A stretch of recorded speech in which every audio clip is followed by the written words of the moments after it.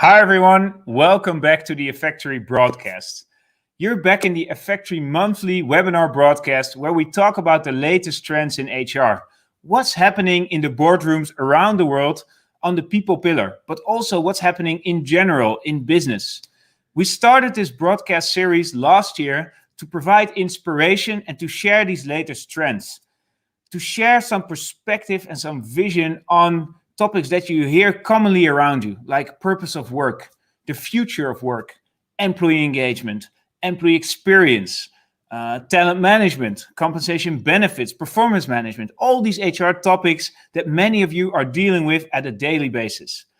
Our international audience shed their light, ranging from their experience in different multinational companies to give us an understanding of how they deal with this topic and how they, guide us forward, maybe also with some ideas and inspiration for the future. And while the pandemic lasts, we will also definitely last with our broadcast because it's more difficult than ever to connect and interact and engage again with our colleagues, while we do long for that moment of inspiration and understanding of how should I deal with these difficult situations, how to keep our people engaged, how to keep them committed to our organizations. For today, we will be talking with Pia-Maria. She is, as you call it, a key influencer on the topic of Agile HR, but also on leadership and motivation. And this topic of agility, of flexibility is more important than ever because in a pandemic, nothing is secure, nothing is certain. I truly believe that what we've learned over the last 12 months, or maybe by now 18 months that people are enduring this pandemic, is that there's no certain situation in terms of how to deal with the world tomorrow or the world next year. And Pia-Maria is the expert in agility. How do we set up our organizations for success when the environment is uncertain? She will take us along in the journey that you will have to go through if you're a leader that wants to be more agile, or if you want to implement agile HR leadership. But it's a short time frame, so she will do it in a nutshell. Pia-Maria, I'm really happy that you're here. Thank you for joining. Hi there, Arjen. I'm very happy to be here. Good. Yeah. We're looking forward to some, 20, 25, maybe 30 minutes of key inspiration. I just want to remind the audience before we deep dive that they can share their questions as well. So they can actually leave their comments or ideas, questions that they have for you in the comment box below. And we'll be able to answer all of that during our session live. Maybe just to briefly introduce yourself for the audience, can you share something about your background and how did you end up in this interesting topic of agility? Yes, it was really a very long time ago now. It was in 2009 that I became an Agile Master. And at the time I was working as an IT project manager, talent management rollout projects was on my agenda. And I was running these worldwide implementations of standardized systems and solutions. One size fits all, the same thing everywhere. And we realized during this Agile Master training that there is a better way to do things and to roll out and work with IT systems and configuration of talent management systems, if you will. Mm-hmm. And we changed the way we worked. And naturally, every day we were talking with HR people and leaders of different kinds. And then we realized that these principles and the values and the ways of working that we had applied to IT also very well could be applied to HR and leadership. So we started to experiment with that, and we created the first Agile HR training in the world. And then I wrote a book about the topic to have as my course material. So that's very long story short. It's a long term of experience. Do you see differences around the world, how we deal with this agility right now? I do. I think the whole world naturally have been speeding up since the pandemic came. And digitalization could never have happened in that short time frame if it wasn't for the pandemic. And also agility is now on everybody's lips, I think.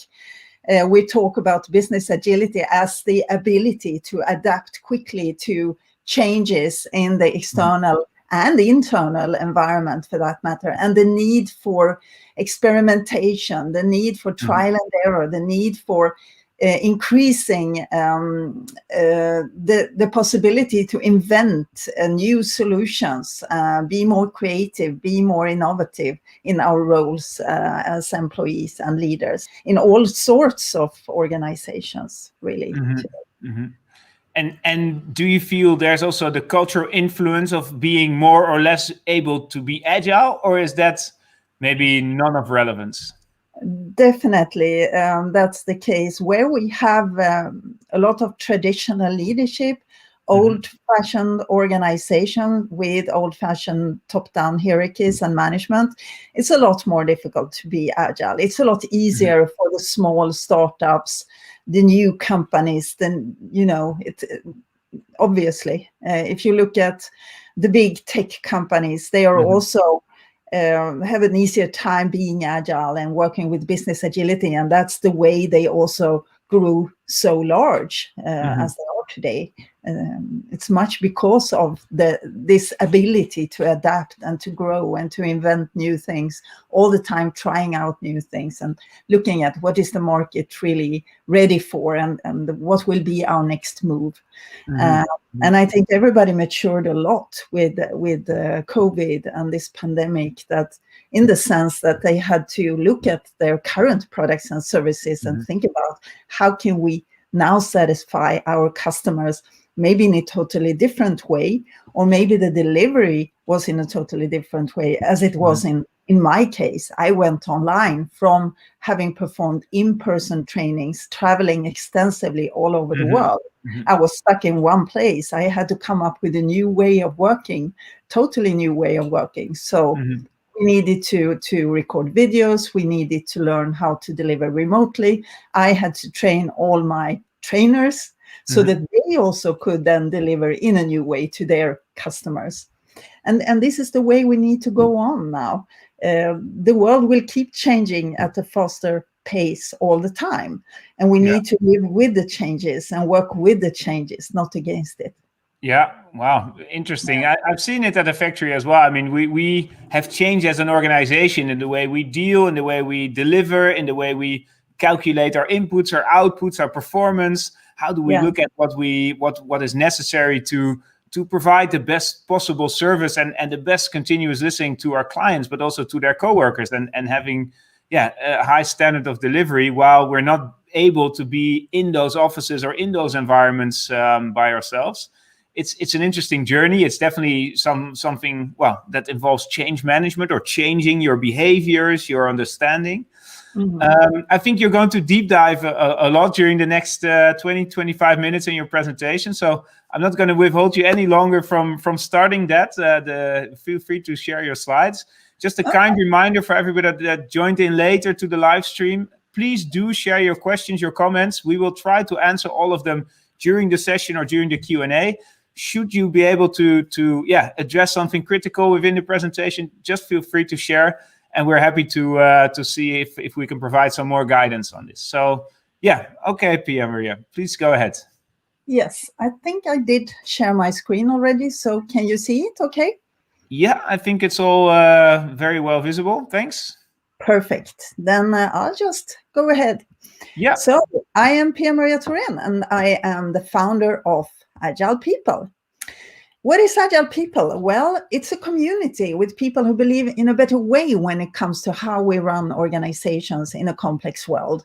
We are all passionate about combining Agile and people to create conditions for a workplace where people feel happy and also have what they need to perform in an optimal manner. We have taken the values and principles from the Agile Manifesto. We mixed it with the modern Agile framework. We spiced it up with our own Agile People Manifesto, and from there created 35 principles that we believe that all organizations, regardless of size and industry, need to increase. And these are the 35, even 36 in this case, principles. We actually merged two of them. So the full list that are included in the book and that we are all the time trying to increase by using different tools, models, methods, and frameworks. And the ultimate goal is to create an agile culture that help any organization to adapt and be resilient in times of massive change. Except for the principles, we also work with many tools and frameworks in Agile People. But the purpose of all of them is in the end to increase the principles and values. It may be that you work with a lot of these tools and still may not consider yourself being a particularly agile organization. And then the problem is that the principles cannot grow if the platform, the soil, the culture is too far away from the principles. How we view other people becomes the first and most important learning here.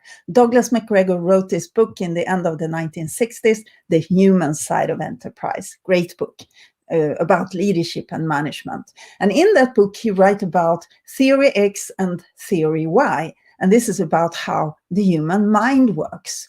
So we can either view people as if they are X. People are lazy, unmotivated, they don't want to take responsibility unless you bribe them with carrots and or sticks.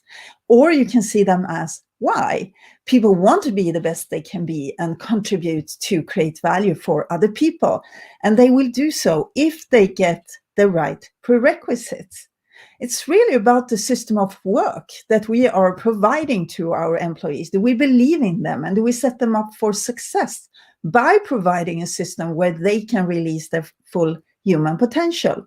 Or do we set them up to fail by not giving them the opportunity to do what they do best every day, not removing impediments for performing, and not giving them the resources they need to succeed? If we make sure that every person can show up every day and be their best selves at work, do we then believe that they will perform better and be happier at work? That's the question. This is important because how we view people affects how we structure our management processes. It all starts with how we view other people and what kind of structures we believe that we need to build to set them up for success. This is an example of how the X view of people could play out in history. This time we're in the ironing department of a factory. And today these women are replaced with robots. It was about doing the same thing over and over again. And the challenge here was to make the flows as effective as possible and to standardize processes. The women on this picture had no say in how things should be done. It was all carefully thought out by a few persons at the top. And they were just doing what they were told. If we instead move to the future of work, this is the transition that we see will happen. And it has already started and has been speeded up by the pandemic. Artificial intelligence, robotics will create more work ultimately, not less, a lot like it is today. There won't be a shortage of jobs in the future of work, but there could be a shortage of skills and talent to fill the jobs. The majority of the workforce will be freelancing already by 2027, and remote work becomes the norm. And this has already started, right? This slide was actually made long before the pandemic starting, and now it's becoming to come true. Very interesting. In this complex reality, we have to move from viewing the organization as a machine that can be controlled and managed to viewing it as a social system. People are not cogs in a machinery. They have feelings, dreams, challenges, and thoughts, and cannot be controlled. People are not robots. They are complex, adaptive systems that work from intrinsic motivation. It means that we need to stop to see people as resources and view them as the living organisms as they are, who we need to treat differently to work optimally. No standardization or boxing people with labels or grades anymore, just skills to understand better what makes each person tick. And to create this well-functioning social system, this is a very complex task, and we need to use a lot more experimentation and trial and error for it to work. There are no recipes for success here, and Agile is definitely not the silver bullet. So what do you need to do to make a person function optimally. You need to care about the person's psychological needs, and they are different for every person. I have written 3 books about the topic of Agile HR, Agile leadership, and human motivation at work. And this is the first book that came out in 2017. The second book is a picture book with 220 illustrations that complement the message from the first book. This book is available for free download for everybody attending this seminar. And you see the little code on the side of this little person here. This is the code, the discount code that you can enter into agilepeople.com/shop. I think maybe Arjan will repeat this, maybe send a message afterwards, but this is the code that you will enter to get 100% discount to download this book from our shop. 3QXEG 6G. The last book came out in September 2020, and this one is a co-creation between myself and 35 Agile people from around the world who have each written one chapter about one of the Agile People principles. What are the problems that we see in today's work? Well, the problem is that we believe that we can control reality and make a perfect plan, but reality looks different. So the problem is that the world is not predictable anymore, and we need feedback regularly from reality to make the right choices along the way. So instead of making a perfect plan, it could be a project plan or a business plan for that matter, or a budget, we already know before it starts, it will not happen, it will change. So in Agile, you accept reality as it is, and you adapt to it instead.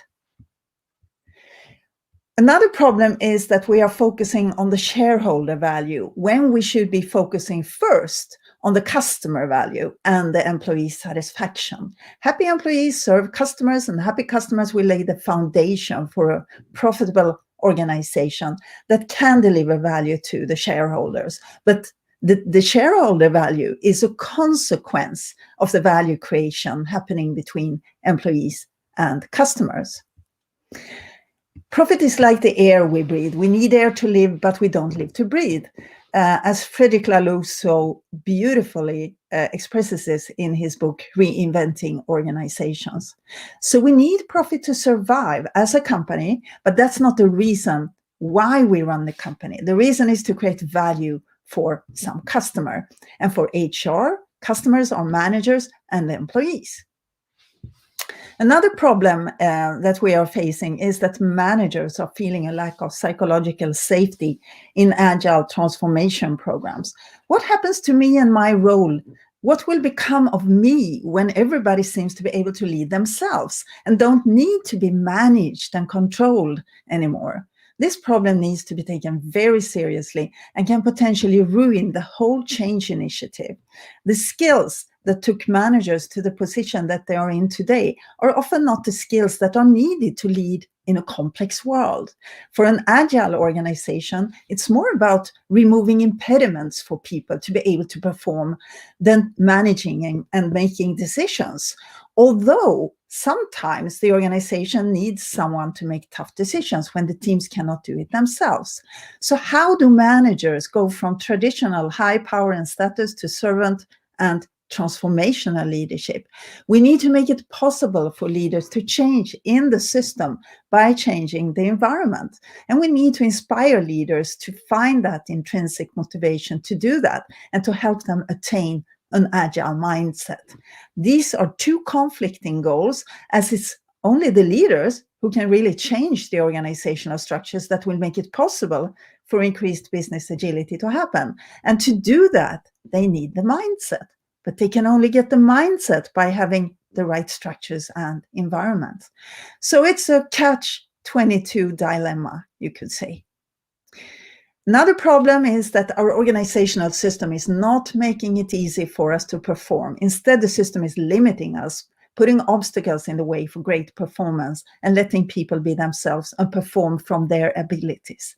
Think about it. A good system can make a mediocre person fantastic, and a bad organization system can make a high performer perform really bad. So fix the system. The annual budget process. We have already talked about the need to remove long-term planning because it doesn't work anymore in a complex world where everything is changing all the time. So just a few problems with the budget. It's very time-consuming. Assumptions done in the budget work are very quickly outdated. It stimulates unethical behaviors and competition. It creates illusions of control when we know there is no control. We cannot predict reality. And decisions are made too early and often too high in the organization. It guarantees that we have planned costs, but not planned revenues. And it can prevent value-adding activities that we could engage in if we didn't have this fixed budget. Another problem, employee engagement. The vast majority of our workplaces are not great places to work in, very far from it, in fact. So from 69 to 94% of employees are either not engaged or actively disengaged at work, says Gallup in this report, The State of the Global Workplace. So what should we do about all these problems? People ask me all the time, and I actually have some ideas. And one of the ideas has to do with a new role that leaders and HR need to take for the future of work. The Agile People Coach or the Agile People Leader is a new role that more and more people discover. We created this new role because we believe it will be crucial for HR and leaders to change their role fundamentally to support their organizations and the people to be able to increase people agility in all corners of the company. The Agile People Coach is a role where you use many competencies and become more T-shaped depending on where you come from. You can come from being an HR person, a leader, or a master of Agile or an Agile coach. So we built this framework on Lisa Adkins' framework for Agile coaching. And we decided that the Agile People Coach needs to be able to take different and additional roles than an Agile coach. Depending on the needs of your people, you take on different role to support them. And this is a senior role, and it takes time to master all of them. Let's face it, nobody can be fantastic in all these roles from the beginning. This is where your lifelong journey starts. You always work on improving yourself and being able to play more and different roles. But you start somewhere, maybe from a leadership role or from being the HR professional in your organization for many years. Let's have a look at Agile HR. So how to transform your organization to suit an agile world. Here HR is extremely important. The Agile model states that human resources job is not just to implement control standards and drive execution, but rather to facilitate and improve organizational agility. And this changes HR's mission and HR's focus. Driving agility means driving programs which create adaptability, innovation, collaboration, and speed. So HR should, in my opinion, be leading the change towards more agile organizations. And why is that? Because it's all about the people, and HR has been sitting in the backseat for too long. And if we can give the right conditions for the people, they will take care of the rest. We don't need to do more things. We need to learn how to stop hindering people from giving their best effort to the company by providing the wrong structures. And HR has the power to decide on many deep structures that can support or hinder people to contribute in creative and innovative manners, because HR controls change management, leadership programs, people development, talent acquisition, performance management, organizational development, and provide these structures for the whole organization. So if HR keeps holding on to the old ways of doing things, we don't have the possibility to change in any part of the company. And that's why HR needs to go first and start experiment with themselves. So job descriptions are boxes for standing on, not living in. We are going to let people bloom and become free from labels and grades and be themselves at work, playing different roles. We call it T-shaped competence in Agile. That's when you have a deep competence in one or several areas, but you also have a broad general competence. We can also call them generalized specialists or specialized generalists, which creates a lot of flexibility for the organization, both for the individual, for the team, but also for the whole organization when it makes competency shifts possible and minimizes the risk for bottlenecks in competence. We have a better adaptability to change. And we don't have to fire people because we don't need their job role anymore. They can always do something else if they are T-shaped. So the change from HR professional to Agile People Coach, here are some suggestions. I will not go through it in detail because I know there is no time, but I can send you, if you would like the slides afterward, I'd be happy to send them to you. Agile leadership then, in the future of work.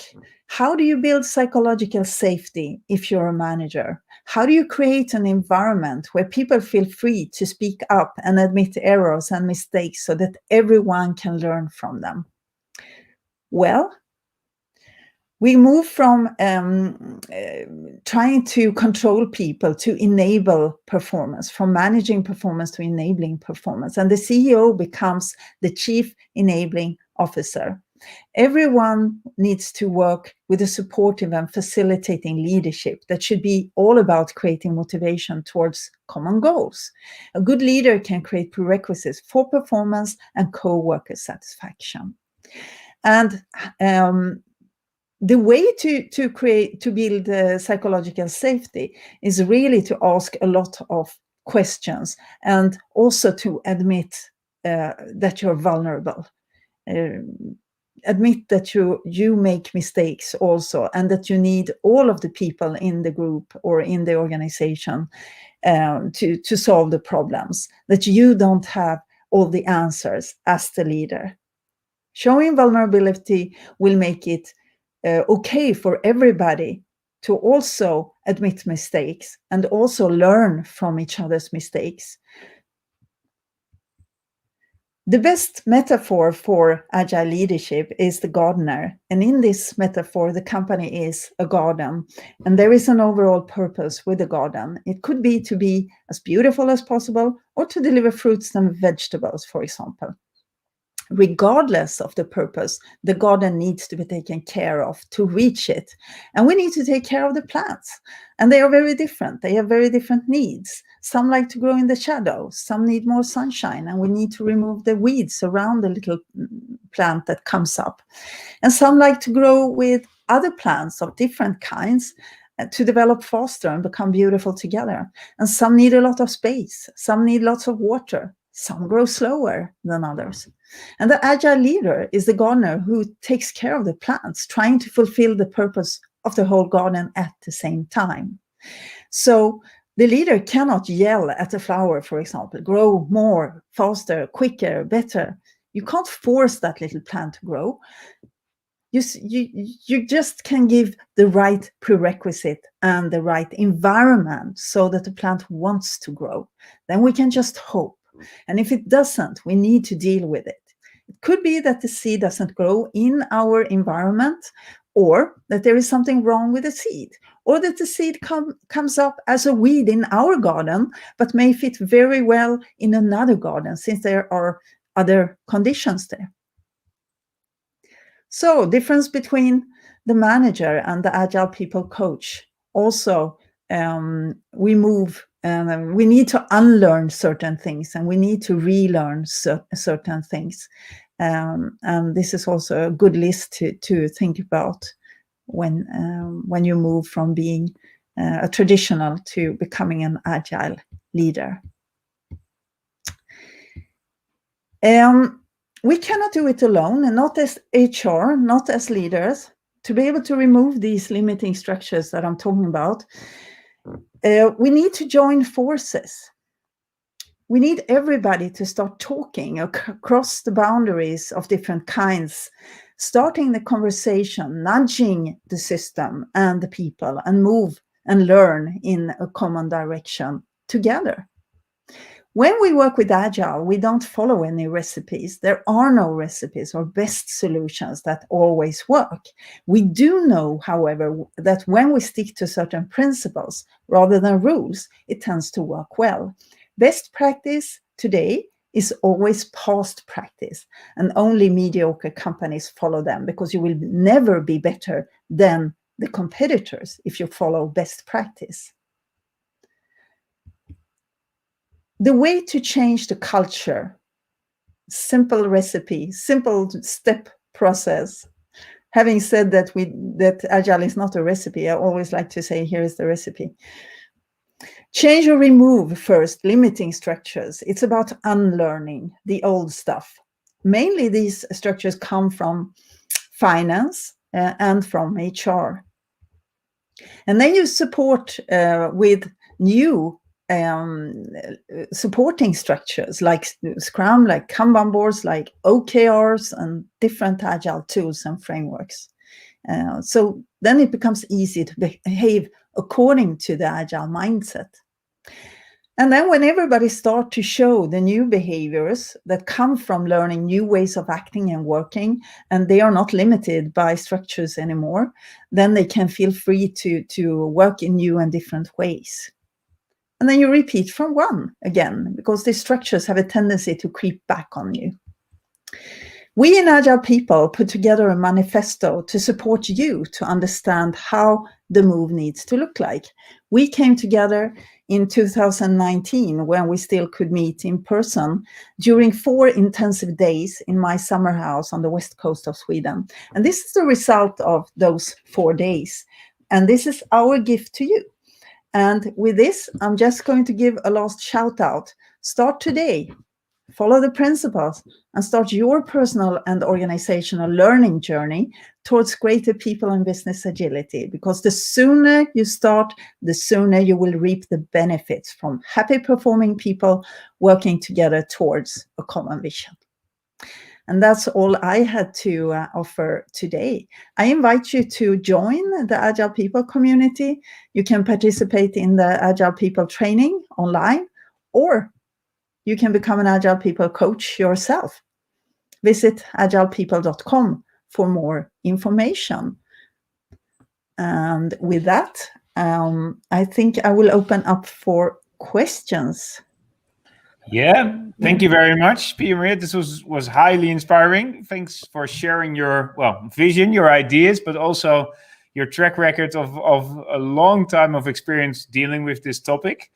There were many touch points that I personally or particularly liked about the moments you said how to deal with culture, how to deal with leadership, how to deal with changing your organization. And some of those astounding facts like the engagement and the disengagement that you shown, and which I recognize from our employee engagement index, but it's still somewhat shocking to see how large part of some organizations also disengage. So these are all these things that reflect with me. If I look at the questions that come in, you've definitely stirred up some dust, to say it at the least. I'm just going to fire a few at you, and yeah, feel free to answer in what best way possible. So the first one came in from Francis, and this might relate to your last comment as well. He's asking us, okay, so if you didn't start yet, is it even possible to start this kind of initiative in the world that we're in right now, with video calls, remote working, nobody actually seeing each other live? You're not in the office environment. What would you recommend? This is actually the perfect moment to start. Don't wait, because it's now you have the possibility to show that you really trust your people, right? I cannot see you sitting there behind your computer, but still I have to trust that you are doing some useful work, right? So it's perfect now to let go of control and micromanagement and let people be more free using their capacity for the best. So couldn't be better. And how do you look at this? Is this like a snowball? It has to start somewhere and then it just becomes bigger and bigger. Is it like an oil stain, one team, and then we join it, gradually throughout the organization? Or is this a top-down decision? We are agile tomorrow. If I look at your presentation, the last will not really fly, but it could fly. Different organizations have done it in different ways. I have seen all sorts of ways of doing it. I'd like to think about it as a pot of hot water, and you put a couple of tea bags in, right? And then it kind of spreads in the water gradually. And it's like a virus almost. This is dangerous. Talk about that right now, but it can be, to do it top down is painful. It's also painful to stretch out the project. So there is no easy way to do this. There's no perfect way. There is no perfect way. Every way is painful, I would say. That's the second part I was going to address, because this could be somewhat of a painful process as well when you go through this system change. I mean, it's really a change of thinking, of operating, of behavior. How do you ease the pain a little bit? By making it easy for people to understand why we do it and what they can do themselves. And give them training and give them information, be transparent about things. Many times this means that not everybody talks about that, but it means many times that we will fire some people. And that's the reality. That's the consequence of starting this kind of initiative. And not everybody wants to hear that, but that becomes a consequence when we don't need so many people anymore. And different companies have handled that in different ways. Sometimes they have said, the people who don't believe in Agile, please take this money and go somewhere else. And in some companies, they have said, for the people who want to stay, please reapply for your position. And then you need to go through some training to understand what is really happening. How are we going to handle this transformation? And in some cases it comes top down, and then it's like ripping off a plaster, very quick and very painful when it happens. But there are different ways, and every organization needs to do it their way, what they believe in. What I don't believe in is also. Sorry, yes. Go ahead. What I don't believe in is doing nothing, because everything is better than nothing. Yeah, status quo doesn't help you anyway forward in whatsoever direction. But isn't it also likely, we talked about this with the CHRO of LeasePlan just a few months ago, who talked about the industrial revolution, like the fourth industrial revolution, right? We're becoming, robotics and AI are becoming more apparent every day in our daily works. You shown the example of the ironing ladies in the factory. But didn't you also mention that there will be more work rather than less? It's kind of what he said as well. It's changing perspective rather than becoming abundant. For the people who are willing to unlearn and relearn, there will be more work. For the people who are not willing to unlearn but want to go on and do the old stuff, there will be no work, because these old kinds of work positions will disappear, and there will be new demands, new skills that people need to be able to learn and take moving forward. So for everybody who is more agile, who can think about, okay, I can do something else, I don't have to do the same thing all my life, then there's plenty of opportunities. And it may not be fair, but that's just the reality. Yeah, I think the new generations are being in somewhat kind of way educated to think in this way as well. Our millennials, generations X, Y, Z, they're much further forward in terms of change, adaptability, but also working with data, quantifying their results maybe than what we see in old practices, maybe from more traditionally organized companies. Yes. And you know that the skills, the people skills, the deep human skills will become a lot more valuable, because everything that can be robotized, will be robotized, right? So that Yeah.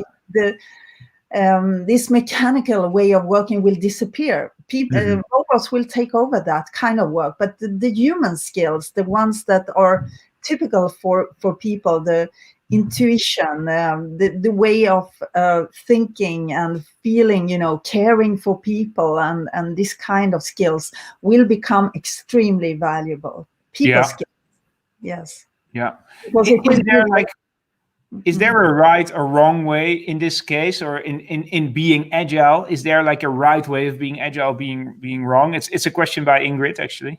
Yes, there is. If you increase the principles, the agile people principles, that's the right way to be agile. Increase psychological safety, transparency, trust, cross-functional work, using collective intelligence, all the principles that we put together, that's the right way. You cannot go wrong here. If you try to increase all these great principles, you cannot go wrong. So, but it can look very different. The mechanical part of it can look very different.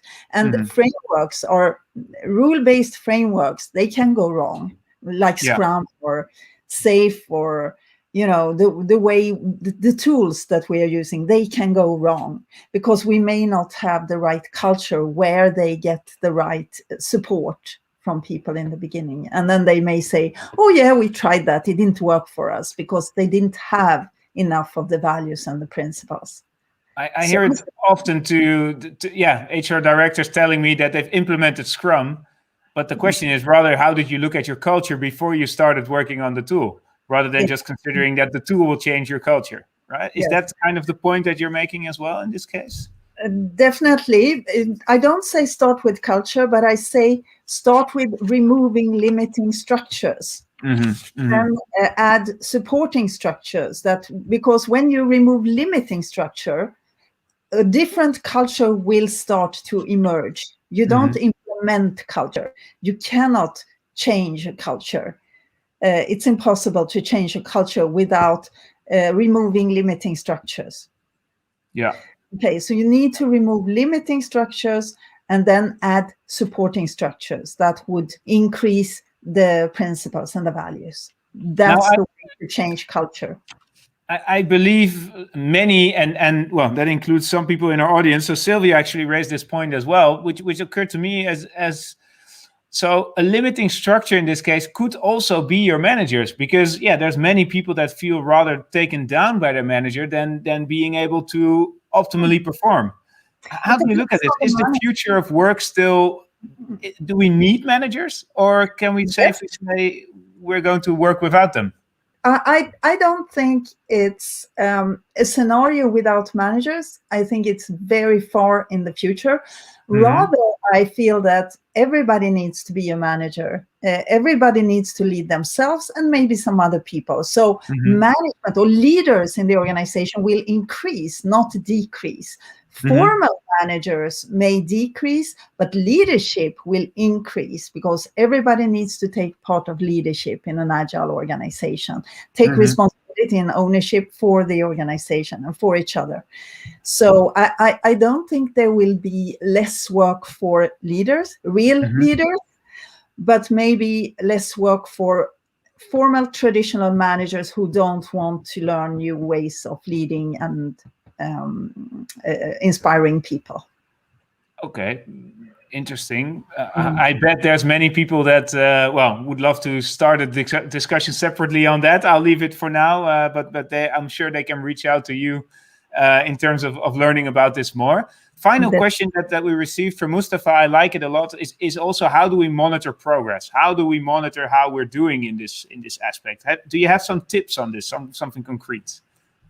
Yes, we monitor it in the good old way. We look at sales figures. We look at customer happiness, employee happiness. It's the same KPIs, I would say, but you can also add some new KPIs, obviously, or OKRs, as we rather call them. Yeah. People are growing, people are happy, customers are happy, money is coming in. As long as we are doing good things and creating value for our customers, we cannot really fail, in my opinion. So that part is kind of easy in a way. And if we fail, we will find out. We will know. Then we need to change direction. So we take small risks. We take small steps, and we try. We experiment. If it's not successful, then we do something else. We try something else. But we need to give space for experimentation and learning. More space than we have done in the past. Trying new things, because this is the way we find the new products and services that our customers want and need for the future. It's by innovating, by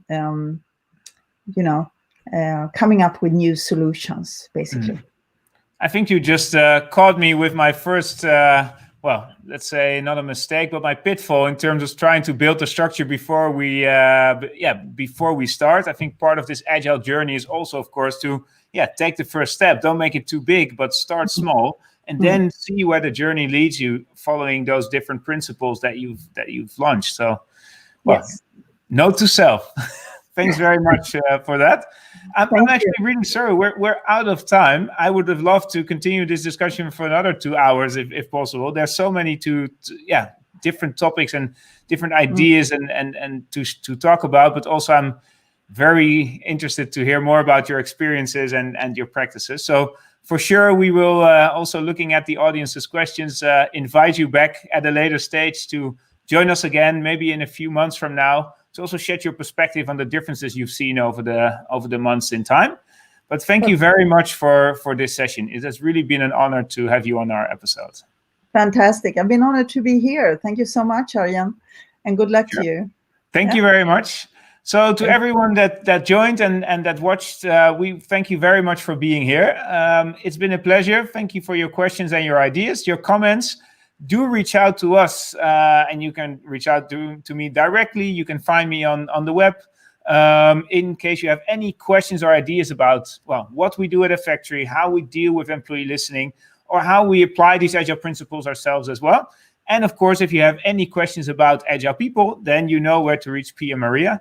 And don't forget, you definitely still have the chance to download your free ebook on these agile principles. So please do use it. We will share the discount code as well in the follow-up email. And you can look it back, or here again, see the slides where you can use the code to download this book, which I think is a really valuable addition to your library of business materials. So we will see you again in a month from now. And I hope that you have a really great springtime. And I'll see you then. Bye-bye.